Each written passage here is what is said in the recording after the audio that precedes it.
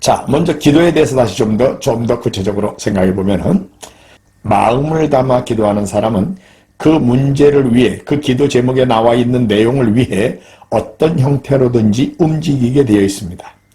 그래서 우리는 기도를 요청하는 겁니다. 교회들이 선교사에게 참여하는 일을 위하여 우리가 기도해야 되겠고, 또 선교단체들이, 선교기관들이 선교를 주님의 뜻대로 잘 감당할 수 있기 위하여 기도해야 되겠고, 또 실제로 선교사역의 제일 전방에 있는 선교사들을 위하여 기도해 주는 것이 필요합니다. 어떤 분들은 재정적으로 여유있게 후원을 못하기 때문에 안타까워하시는 분들이 있는데, 사실 전쟁터에서 싸우는 여호수아의 군대가 잘 싸워서 아말렉과의 전쟁에서 승리한 게 아닙니다. 실제로 아말렉과 이스라엘의 전투에서의 승리는 산 위에서 지팡이를 들고 기도하던 모세와 아론과 훌이 기도를 한 결과로 그 전쟁이 이겼던 것처럼, 선교지에 나오는 열매도 사실은 기도하는 분들의 기도의 열매가 가장 중심이 되는 것을 우리가 알 수 있습니다. 자, 그 다음에 이제 재정의 공급입니다. 선교에 필요한 것들을 공급해 주는 일이지요. 병참부대가 중요합니다. 사실 우리가 무슨 전쟁 그러면은 항상 뭐 앞에 나가서 싸울 때 전략을 잘 짜가지고 뭐 포위를 했고 이렇게 매복을 했다가 나왔고 뭐 이런 얘기들만 중요하게 여기는데, 사실은 대군이 움직이려고 그럴 때에 그 대군들이 그 원정을 가면서 중간에 먹는 거, 또 중간에 그 무기들을 관리하는 거, 이게 얼마나 중요합니까? 전쟁터에서의 전략도 중요하지만 꾸준히 그 전쟁에 참여하는 인력들이 사용하는 무기와 그리고 매일매일의 삶에 필요한 것들을 공급하는 일, 이 병참부대의 역할인데 이것이 중요한 것이지요.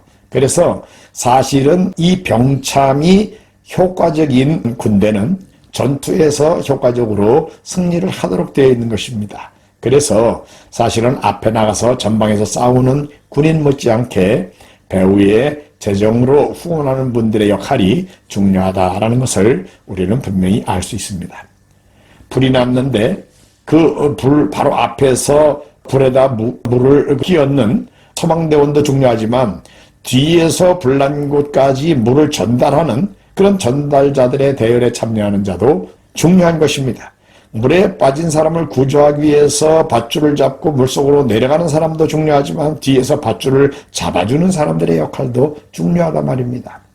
지금은 산소 탱크가 좋아졌습니다만, 옛날에 수중에서 작업을 하는 사람들은 긴 파이프로 산소를 밖에서 펌프질을 해가지고 공급해주면 그 펌프질하는 사람들이 넣어주는 산소를 통해서 수중에 들어가서 작업을 하던 그런 사람들이 있었던 시절이 있었습니다. 그렇습니다. 안에 들어가서 자기의 위험을 무릅쓰면서 그 수중에서 작업을 하는 사람도 있지만, 밖에서 펌프질을 해주는 사람들의 수고는 어떤 의미에서 더 중요한 역할을 하고 있는 사람들이다라고 볼 수가 있는 거지요. 재정과 관계에서 일반적으로 두 종류의 형태가 있고, 이제는 또 이 두 종류가 합쳐진 혼합 형태의 후원 방법이 있습니다. 일반적으로 단독 선교라고 하는 후원 체계와 협력 선교라고 하는 체계인데요. 우리 GP선교회에서는 가능한 대로 이 협력 선교를 하도록 유도하고 있습니다. 단독 선교는 어떤 한 특정 교회가 단독으로 재정도 준비하고 여유가 있기 때문에 선교사를 찾아가지고 교회에서 충분한 관계를 맺은 다음에 파송하고 교회가 다 지원을 책임져주는 그런 형태입니다. 그런데 비해서 협력 선교는 선교사가 여러 개인과 교회의 지원을 받아가지고 선교회의의 지도하에 사역을 하는 그런 체계지요. 이 특성들을 보면은요, 단독 선교는 후원교회 목사가 선교를 주도합니다. 아니면 후원교회 열심히 있는 선교부장, 장로 같은 분이 선교를 주도합니다. 그리고 이 단독 선교는 지원교회가 선교사를 지휘하는 그 배후의 역할도 다 주도하고요. 또 교회가 선교사를 찾아가지고 뽑힌 사람을 후원하는 그런 형태지요. 물론 그 중에는 그 교회 출신들 중에 좋은 사람이 있어서 보내는 경우도 있지만, 대부분의 경우는 밖에서 잘 준비된 사람을 찾아가지고 파송을 하는 것이 일반적으로 단독 선교입니다. 거기에 비해서 협력 선교는 선교를 주도하는 것이 선교사입니다. 그리고 선교사의 사역을 배후에 지도하는 것이 선교단체입니다. 전문성이 있죠. 소달리티가 하는 겁니다. 그 다음에 선교사 자신이 후원자와 후원교회를 찾아가지고 후원을 받으면서 사역을 진행하는 형태입니다. 단독선교와 협력선교에 유리한 점과 어려운 점이 있는데, 먼저 단독선교의 경우에는 후원하는 교회의 유리한 점은 선교하는 교회로서의 자부심을 가지고 있습니다. 둘째는 교회가 원하는 프로젝트를 비교적 쉽게 교회에서 재정도 내고 뭐 다 시행해서 하면 되니까 쉽게 진행할 수 있습니다. 그런데 비해서 어려움이 또 있어요. 이 단독 선교는 작은 교회는 선교 사역에 참여하기 어렵습니다. 교회 스스로가 이렇게 한 선교사를 다 후원할 정도로 여유를 만들기가 일반적으로 대부분의 교회에서 쉽지 않습니다. 또 선교 사역에 문제가 생길 때 후원 교회가 받는 타격이 너무 큽니다. 선교사를 다 보냈는데 그 선교사가 다 성공한다는 보장이 없죠.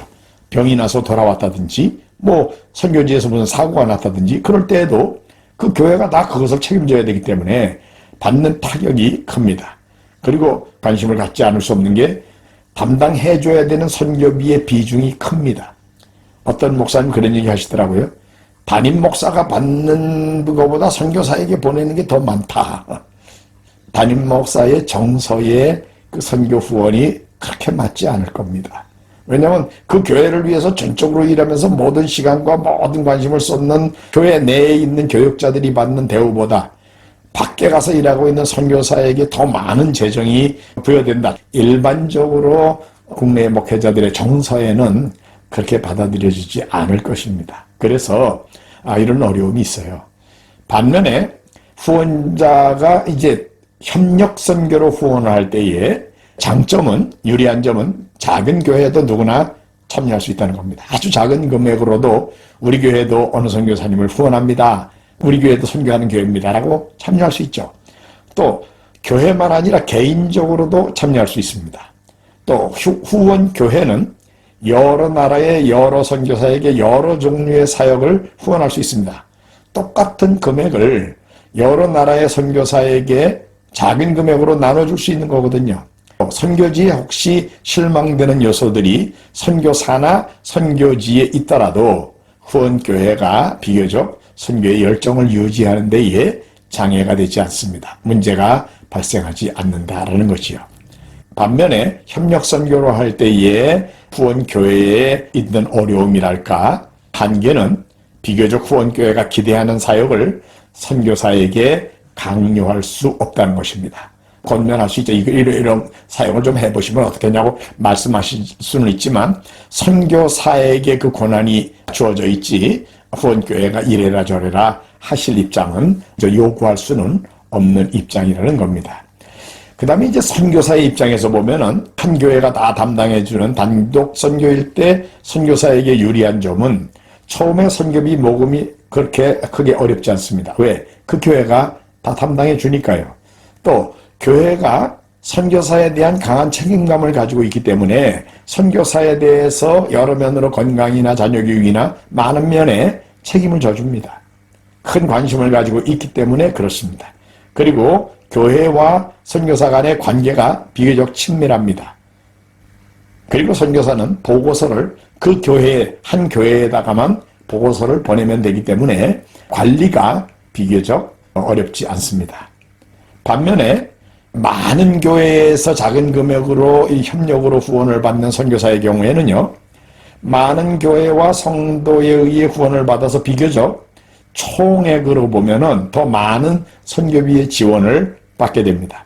제가 이제까지 관찰한 대로는요, 초기에는 선교비 모금이 어려울 수 있지만 사실은 세월이 가면서 선교사로 지명도가 생기고 하면 협력선교로 할 때의 선교비의 총액은 정기적으로 후원되는 총액이 단독선교로 후원받는 분들보다 일반적으로 굉장히 많은 것을 우리가 볼 수 있습니다.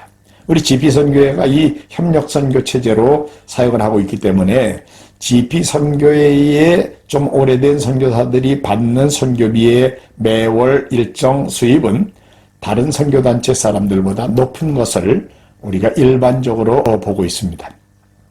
그리고 한 교회가 모든 걸 담당하지 않기 때문에 선교사가 소신껏 사역을 자기가 발견한 대로 자기가 자기 적성에 맞고 하나님이 주신 비전대로 일을 할 수 있다라는 그런 장점이 있습니다. 물론 약점들이 있죠. 단독 선교일 때 약점은 선교사는 후원교회의 형편으로 사역이 축소되거나 중단될 위험이 있습니다. 또 선교사가 독립하여 소신껏 일을 할 수가 없습니다. 왜? 그 교회가 요구하는 데에 맞춰줘야 되기 때문에. 대부분은 단독 선교사는 교회의 프로그램으로서의 선교에 임할 수밖에 없기 때문에 선교지의 필요보다는 그 교회의 필요에 맞춰서 선교 사역이 진행되는 것을 많이 볼 수가 있습니다. 반면에 이제 이 협력 선교로 할 때의 선교사, 우리 GP 선교사들이 여기에 속할 겁니다. 어려움이 없는 건 아닙니다. 있습니다. 어떤 어려움이 있습니까?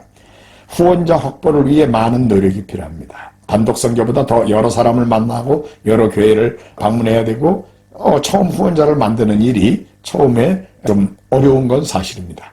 또 많은 후원자에게 보고서를 보내야 되는, 저 같은 경우도 10,000원씩 하는 개인으로부터 또 2만원, 3만원, 5만원, 10만원 하는 교회들 다 제가 보고서를 보내야 됩니다. 그러니까 보고를 해야 되는 대상이 많은 거지요. 또 후원교회와 비교적 친밀하지 못합니다. 물론 개인적으로 친밀하고 좋은 분들이 있지만 일반적으로는 단독 선교만큼 친밀할 수는 없겠지요. 또 그리고 선교지에서 어려움이 있을 때 전적으로 책임져 줄 특정 후원교회는 없을 수 있습니다. 그래서 사실은 이런 장단점이 후원교회에게나 선교사에게 있다는 거 우리가 기억할 필요는 있습니다. 선교사를 격려하는 방법에 대한 내용을 몇 가지 항목만 생각해 보겠습니다. 선교사를 격려하는 편지를 쓰겠죠. 군인 아저씨들에게 위문 편지 쓰듯이 또 교회 같으면 절기 선물을 보낼 수 있습니다. 성탄절, 연말연시 때 선물들을 많이 보내지요. 보통은. 또 부활절 때 특별히 보내주시는 경우도 있었고요. 제 경우에는 5월달 가정의 달 때 우리 아이를 위해서 특별 헌금을 보내주시는 분, 어린이날 때를 맞아서 또 스승의 날 때에는 이상하게 옛날에 저에게 지도를 받았던 일이 있는 분들 중에서 저에게 5월 중에 선물을 보내오신 분들도 있어서 감사했던 일이 있습니다. 선교사의 필요를 실제적으로 공급해 주는 것, 선교 현지에서 구할 수 없는 한국이나 미주에서 그저 본부 쪽에서 보내줘야 되는 그런 물품들이 있습니다. 자녀 교육에 대한 자료라든지 또 약품이라든지 뭐 이런 것들, 필수 장비들, 음식 재료들, 이런 것들은 선교사가 격려를 받는 자료들이 될 것입니다. 또 본부의 소식을 알려주는 특별한 잡지나 신문이나 신간 도서들, 이런 것들도 도움이 되겠지요. 무엇보다도 일시 귀국했을 때에 있을 곳을 예비해주고 임시로 쓸 것을 빌려준다든지 제공해주는 이런 것들도 크게 도움이 될 것입니다. 그리고 또 하나의 격려 방법은 실제로 일하고 있는 선교사님이 계시는 곳에 방문해서 사역을 도와주는 것, 그것만으로도 선교사에게는 격려가 될 수도 있습니다. 그저 우리나라에서 비행기비 많이 안 들고 가까운 곳에 있는 선교사들에게는 많이들 가서 봐주십니다. 그런데 조금 비행기비가 들고 또 갔을 때 별로 대접받을 것이 별로 없는 그런 나라에는 이상하게 이 단기 선교팀이나 뭐 또 선교지 방문팀이 많이 오지를 않아요. 후원자들이 생기면 선교사는 이 후원자들을 계속해서 격려하고 후원자들이 그 선교의 열정이 떨어지지 않도록 잘 관리하는 것이 필요합니다. 가능한 대로 친밀하게 교제를 가지도록 노력하고 또 선교지의 모든 자료들을, 정보들을 계속해서 제공하는 노력이 필요하고 또 후원자 가족들과 후원 교회를 위해서 선교사도 보답의 차원으로라도 위하여 기도하는 일이 있어야 됩니다. 후원자들이 선교사를 위해 기도하는 것도 도움이지만 선교사도 후원자와 후원 교회를 위해 기도해야 합니다.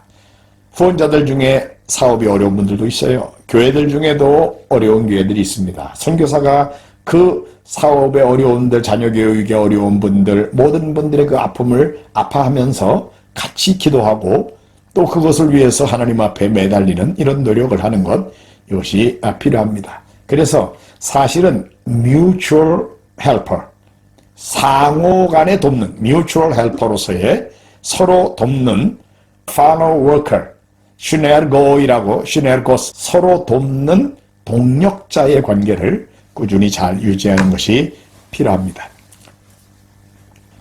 3-3법칙을 기억하십시다. 세 가지가 갖춰져 있어야 돼요. 기업체가 성공하려고 그러면 물건이 잘 만들어져 있어야 됩니다. 그리고 그 물건이 잘 알려지면 사람들이 그 물건을 구입하게 되어 있습니다. 마찬가지로 선교사가 분명한 소명의식을 가지고 있고 분명히 청지기의식을 가지고 있고 그 다음에 선교단체에 의해서 공적으로 모든 것이 관리되는 사람이면서 그 선교사 개인은 분명히 하나님의 사람으로서 성실성, 그 다음에 하나님의 영광에 대한 열정, 그리고 이뤄진 영혼들에 대한 구령의 열정, 요 세 가지가 있다 그러면 이 선교사는 성령께서 성도들의 마음을 움직여서 이분을 후원하게 만드심으로 선교 사역에 필요한 모든 것이 공급되게 만드시는 그런 은혜가 넘치게 될 것입니다. 모두 순수한 마음으로 주님이 하라는 일을 성실히 행하는 그런 선교사님들이 모두 되시기를 주의 이름으로 축원합니다.